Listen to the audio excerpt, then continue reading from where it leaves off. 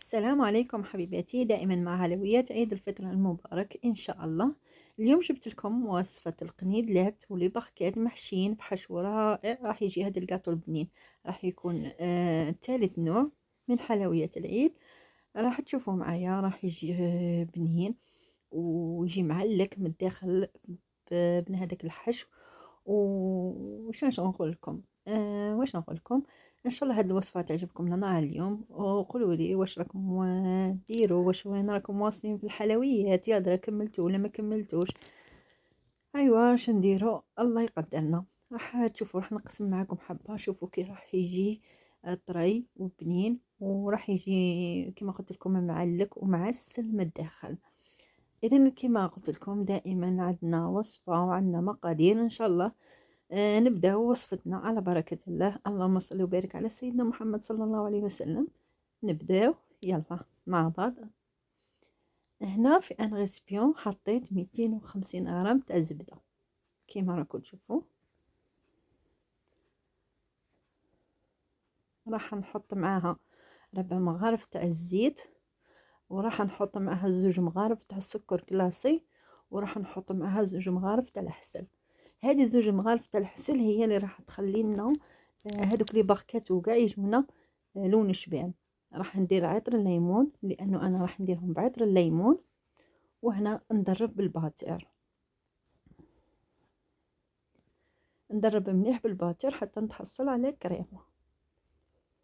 هنا راح نضيف 2 بيضات ونخلط مليح بالباتر، ولا فوي ولا تقدري بيدك ولا ديري في البيتخا، ولا كل وحده على حساب اللي تحب تخدم، لكن الباتر يساعد غايه.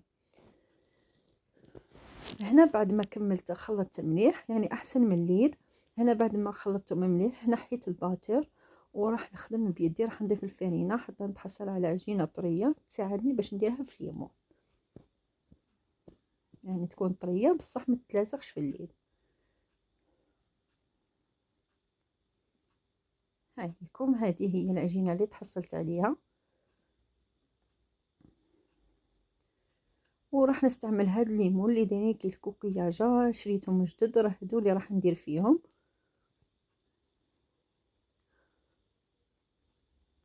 راح نبدا نشكل في الحلوى تاعي في الليمون، حاجي شكلهم شباب وكاع.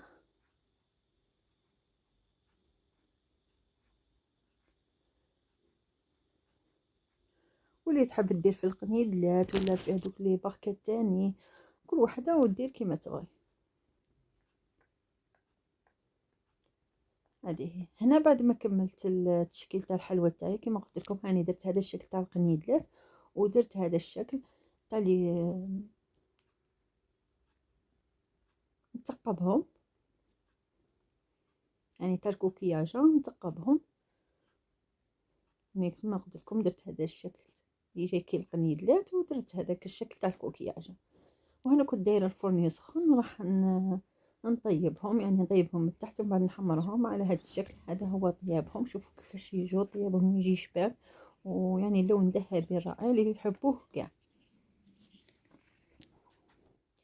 وهنا بعد ما كملت كامل طيب تاع الحلوى، هنايا حتى في الليل، يعني انا طيبتها في النهار وفي الليل بغيت نديكوريه.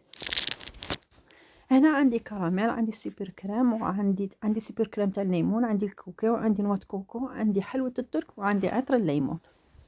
هنا غادي نجيب ان غيسبيون ونحط فيها كيلة تاع نوات كوكو عفوا، راح ندير كيلة تاع نوات كوكو،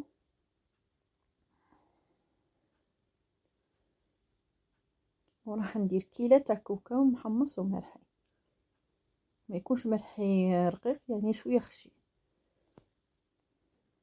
كما كتشوف. وراح نفتت شويه تاع نوات كوكو، عفوا تاع حلوة الترك.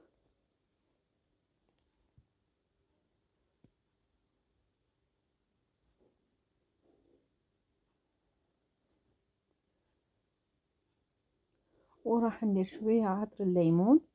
انا قلت لكم هذه الوصفه راح نديرها بنة الليمون، او سوبر كريم راح نديرها تاني تاع الليمون. هنا راح نحل علبة تاع سوبر كريم وراح نخلط بها الحشو. يعني هي اللي راح يعني سوبر كريم هو اللي راح نخلط به الحشو، يعني نلم به الحشو. صدقوني راح يجي حشو رائع وبنين، وما فيه بنة الليمون اللي يعشق الليمون.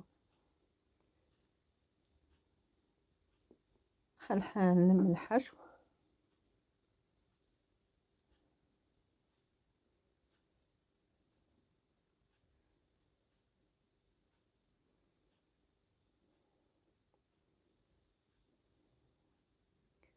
يعني نبقى نخلط حتى نتحصل على حشو طري،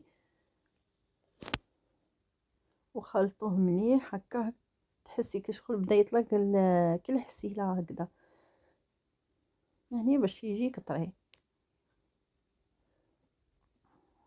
اذا حبيباتي كي تحصلوا على هذا الحشو نبقى نحشيو في الحبات تاوعنا. وهنا عندي كراميل، راح من تحت ندير اول شيء الكراميل بهذا الشكل. من بعد راح نبقى نحشي في الحبات تاوعي كيما هذوك الوالي اللي كنت معمرتهم بهذه الطريقه. نحشوهم كيما هكا، ورصدقوني هذا الكاطو راح يجي بنين بنين بنين بزاف مع بنة الليمون، راح يجي هايل.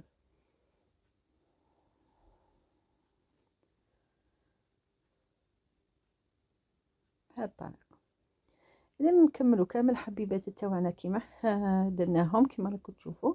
راح نجيبوا هنا الشوكولا ونبقاو نقلاصو في الحبات تاوعنا، يعني الشوكولا مع ذوق الكاكاو ونواه كوكو والليمون راح يجي روعه. وهنا اللي تحب دير شوكولا بيضاء دير شوكولا بيضاء، وهنا اللي تحب تزين من هذوك الورقه الذهبيه تزين. انا كنت باغي نزينهم بالورقه الذهبيه، من بعد ما عجبنيش الديكور تاعها، من بعد بدلت زينته بنصف هكا تاع قرقاع وخلاص.